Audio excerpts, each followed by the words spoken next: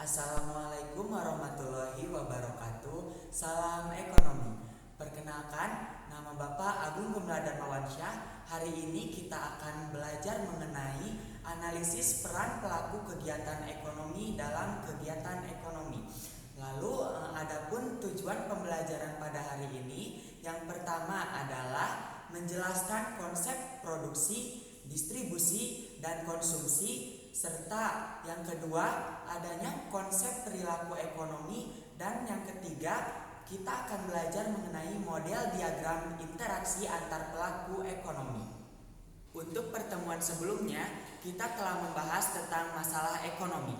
Nah, apa sih itu masalah ekonomi? Pasti anak-anak sendiri sudah tahu kan, masalah utama dalam ekonomi itu adalah kelangkaan gitu, di mana sumber daya ini terbatas. Maka dari itu, solusinya adalah dengan menganalisis peran pelaku kegiatan ekonomi untuk memudahkan kita dalam menggapai sumber daya dan mengolah sumber daya alam yang ada. Nah, kegiatan ekonomi sendiri itu terbagi ke dalam 3 macam. Yang pertama ada produksi, yang kedua ada konsumsi, dan yang ketiga ada distribusi. Langsung saja, mari kita pelajari tentang analisis peran pelaku kegiatan ekonomi.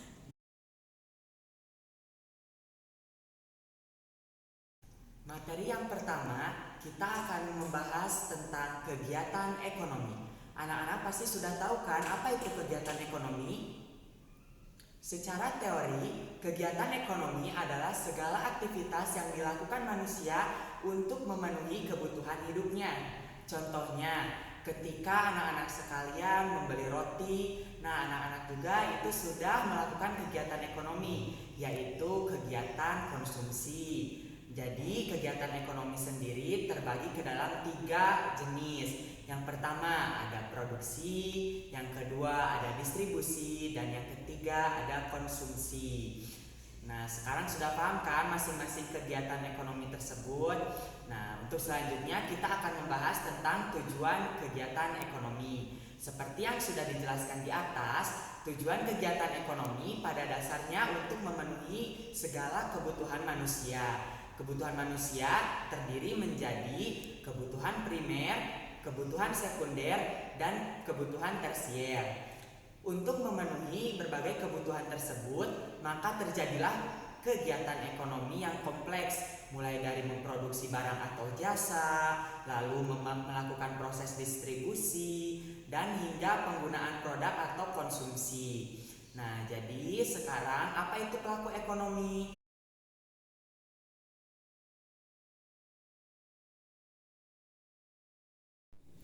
Dalam memenuhi kebutuhannya, tadi sudah disinggung bahwa ada 3 jenis kebutuhan. Nah, lalu kita akan membahas yang pertama, yaitu produksi. Apa itu produksi? Produksi adalah suatu proses di mana barang dan jasa tersebut diubah menjadi barang dan jasa yang siap untuk digunakan. Pengertian produksi sendiri dapat ditinjau dari 2 pengertian. Yang pertama dari pengertian secara teknis, dan yang kedua dari pengertian secara ekonomis. Dari pengertian secara teknis, produksi merupakan proses pendayagunaan sumber-sumber daya alam yang telah tersedia guna memperoleh hasil yang lebih dari segala pengorbanan yang telah diberikan. Sedangkan bila ditinjau dari kegiatan ekonomis, produksi merupakan suatu proses pendayagunaan segala sumber yang tersedia untuk memperoleh hasil yang terjamin kualitas maupun kuantitasnya. Tata kelola yang baik sehingga merupakan komoditi yang dapat diperdagangkan. Untuk bisa melakukan produksi, maka seorang produsen memerlukan tenaga manusia, sumber daya alam, modal, dan segala bentuknya, serta kecakapan ataupun keahlian untuk mengolahnya.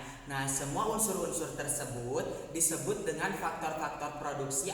Yang kedua, kita akan membahas tentang distribusi. Distribusi sendiri berasal dari bahasa Inggris, yaitu distribution yang berarti penyaluran. Sedangkan kata dasarnya to distribute berdasarkan Kamus Bahasa Inggris Indonesia bermakna membagikan, menyalurkan, atau mendistribusikan dan mengageni.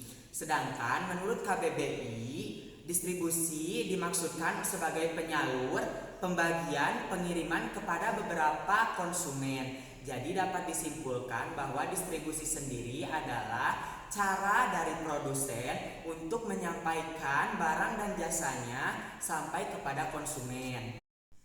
Dalam kegiatan distribusi diperlukan adanya sarana dan tujuan sehingga kegiatan distribusi dapat berjalan dan terlaksana dengan baik. Kegiatan distribusi merupakan salah satu fungsi pemasaran yang sangat penting dilakukan dalam pemasaran, yaitu mengembangkan dan memperluas arus barang atau jasa mulai dari produsen sampai dengan konsumen sesuai dengan jumlah dan waktu yang telah ditentukan. Pemilihan proses distribusi merupakan suatu masalah yang sangat penting sebab kesalahan dalam penilaian proses distribusi dapat memperlambat proses penyaluran barang atau jasa sampai keterangan konsumen atau pemakai. Saluran distribusi merupakan suatu struktur yang menggambarkan situasi pemasaran yang berbeda oleh berbagai macam lembaga usaha seperti produsen, pedagang besar, agen, ataupun pengecer. Maka, kegiatan saluran distribusi harus dapat dipertimbangkan dan dilakukan secara efisien dan efektif. Nah, adapun fungsi dari distribusi ada 9. Yang pertama, menjembatani antara produsen dan juga konsumen. Yang kedua, saluran distribusi memberikan fungsi-fungsi tambahan atas fungsi pemasaran. Yang ketiga, saluran distribusi ikut serta dalam penetapan harga. Yang keempat, saluran distribusi aktif dalam kegiatan promosi. Yang kelima, melalui sarana distribusi, konsumen dapat membeli barang dan jasa yang dibutuhkan. Yang keenam, saluran distribusi dapat menurunkan dana dan biaya. Yang ketujuh, saluran distribusi sebagai komunikator antara produsen dan juga konsumen. Yang kedelapan, saluran distribusi memberi jaminan atas barang atau jasa kepada konsumen. Dan yang terakhir, saluran distribusi memberikan pelayanan tambahan kepada konsumen. Proses saluran distribusi. Saluran distribusi ini terbagi ke dalam 5 jenis. Ini tuh sesuai dengan jenis usaha dan juga skala usaha dari anak-anak sendiri. Nah, yang pertama yaitu dari produsen langsung ke konsumen akhir. Ini tuh biasanya dilakukan oleh usaha berskala mikro. Yang kedua, dari produsen lalu ke pengecer dan ke konsumen akhir. Ini tuh biasanya digunakan untuk usaha kecil. Yang ketiga, dari produsen ke pedagang besar, setelah dari pedagang besar ke pengecer lalu ke konsumen akhir. Ini tuh biasanya dilakukan oleh perusahaan tingkat menengah. Yang keempat, dari produsen lalu masuk ke agen, setelah masuk ke agen ke pengecer, dan setelah ke pengecer ke konsumen akhir. Ini tuh biasanya dilakukan oleh perusahaan yang berskala besar. Yang kelima yaitu dari produsen masuk ke agen, lalu ke pedagang besar, lalu ke pengecer, dan sampai ke kita sebagai konsumen akhir. Ini tuh biasanya dilakukan oleh perusahaan yang sudah terbuka untuk umum atau perusahaan yang sudah berlabel TBK. Selanjutnya kita akan membahas konsumsi. Konsumsi itu apa sih? Kita pasti sering sekali gitu melakukan konsumsi. Konsumsi sendiri diambil dari kata consumption. Pengertiannya adalah penggunaan barang dan jasa yang secara langsung akan memenuhi kebutuhan manusia. Konsumsi atau pengeluaran konsumsi pribadi adalah pengeluaran oleh rumah tangga atas barang atau jasa. Konsumsi merupakan pembelanjaan barang dan jasa oleh rumah tangga. Barang tersebut meliputi pembelanjaan rumah tangga pada barang tahan lama seperti meja, kursi, motor, dan lain-lainnya. Ini itu digunakan untuk memenuhi kebutuhan manusia. Adapun faktor yang mempengaruhi tingkat konsumsi menurut Suparmoko selain dari pendapatan yaitu ada 6. Yang pertama, selera konsumsi. Masing-masing dari kalian pasti memiliki selera konsumsi yang berbeda-beda. Maka dari itu konsumsi pun pasti akan berbeda-beda juga. Yang kedua, faktor sosial dan ekonomi. Generasi kalian dengan generasi yang tua ataupun di bawah kalian itu pasti memiliki konsumsi yang berbeda-beda. Lalu yang ketiga adalah kekayaan. Jadi dalam konsumsi juga kita memerlukan yang namanya kekayaan. Yang keempat adalah tingkat pendidikan. Kebutuhan kalian akan berbeda dengan kebutuhan anak SD, SMP maupun SMA. Yang kelima, harga barang dan jasa. Harga barang dan jasa dapat mempengaruhi tingkat konsumsi seseorang. Semakin tinggi harga barang dan jasa, biasanya tingkat konsumsi semakin rendah dan begitupun sebaliknya. Yang keenam, tingkat bunga. Kita telah selesai membahas tentang kegiatan ekonomi. Untuk selanjutnya kita akan membahas tentang konsep pelaku ekonomi. Konsep pelaku ekonomi sendiri terbagi ke dalam 4. Yang pertama adalah rumah tangga konsumsi, yang kedua adalah rumah tangga produsen, yang ketiga adalah rumah tangga pemerintah, dan yang keempat adalah rumah tangga masyarakat luar negeri. Baik, kita langsung saja bahas yang pertama ya, yaitu rumah tangga konsumen. Pelaku kegiatan ekonomi ini menjadi penyedia faktor-faktor produksi untuk kegiatan ekonomi lainnya. Walaupun sebagai konsumen, pelaku ekonomi rumah tangga konsumsi juga bisa mendapatkan dari keuntungan ekonomi. Rumah tangga konsumsi bisa menyediakan faktor produksi kepada pelaku ekonomi lainnya dan mendapatkan upah atau komisi dari penyediaan faktor produksi tersebut. Misalnya, dengan menawarkan modal kepada pelaku ekonomi lain dan mendapatkan bunga atau presentasi pembagian keuntungan, menawarkan tenaganya sebagai sumber daya manusia untuk mendapatkan salary atau gaji, dan menawarkan sumber daya alam berapa lahan miliknya kepada pelaku ekonomi lain untuk mendapatkan uang sewa. Yang kedua, rumah tangga produsen. Pelaku ekonomi rumah tangga produsen atau perusahaan menjadi salah satu faktor penting dalam kegiatan ekonomi. Rumah tangga produsen bertanggung jawab untuk melakukan kegiatan produksi barang atau jasa dengan berbagai cara. Misalnya, mengolah faktor produksi dari rumah tangga konsumen, membayar upah atau imbalan dari faktor produksi yang digunakan, menjual hasil produksi kepada pelaku ekonomi lain, hingga menerima imbalan dari penjualan barang dan jasa yang diproduksinya.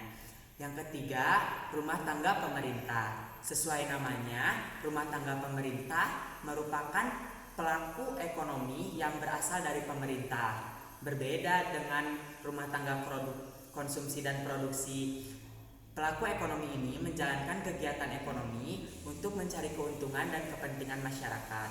Intinya, ada motif sosial yang dilakukan dari kegiatan ekonomi yang dilakukan rumah tangga pemerintah. Contohnya, mengeluarkan undang-undang, kebijakan, dan adapun contoh lainnya dari rumah tangga pemerintah yaitu melakukan kegiatan usaha lewat perusahaan pemerintah atau badan usaha milik negara BUMN seperti PLN, Pertamina, dan lain sebagainya, mendapatkan keuntungan dari upaya menjalin hubungan ekonomi dengan berbagai negara.